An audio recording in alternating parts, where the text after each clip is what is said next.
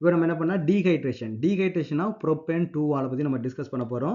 ஒரு டீஹைட்ரேஷனுக்கு என்ன மெக்கானிசம்ன்றதை நான் வந்து ஆல்ரெடி நான் வந்து எக்ஸ்பிளைன் பண்ணிக்கிறேன், ஷார்ட்ஸ்லையும் போட்டுக்கிறேன். ஓகே, இதில் வந்து அந்த டீஹைட்ரேஷன் மெக்கானிசம் நமக்கு வந்து வெரி வெரி இம்பார்ட்டன்ட். அப்புறம் ஹைட்ரேஷனுக்கு மெக்கானிசம், டீஹைட்ரேஷனுக்கு வந்து மெக்கானிசம், அப்புறம் ஈத்தர் ஃபார்மேஷனுக்கு மெக்கானிசம். இந்த 3 மெக்கானிசம் நமக்கு வந்து வெரி வெரி இம்பார்ட்டன்ட் போர்டு எக்ஸாமுக்கு.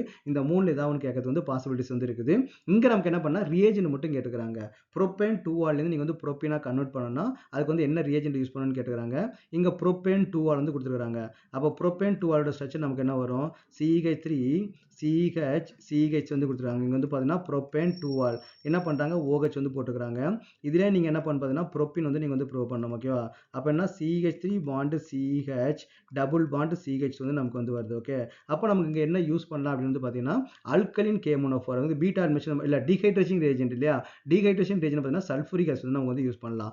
ஒரு கான்சன்ட்ரேட்டட் சல்ஃபூரிக் ஆசிட் வந்து நீங்கள் யூஸ் பண்ணீங்க அப்படின்னா நமக்கு வந்து பீட்டா அட்மிஷன் நடந்து நமக்கு வந்து அல்கின் வந்து நமக்கு வந்து கிடைக்கும். நான் சிம்பிளாக ஷார்ட்கட் பண்ணால் இங்கேருந்து ஒரு OH போகும், இங்கேருந்து ஒரு ஹைட்ரஜன் வந்து போகும். அப்போ நமக்கு வந்து அல்கின் கிடைக்கும் நம்ம வந்து சொல்லலாம். பட் ரியல் மெக்கானிசம் வந்து இது கிடையாது.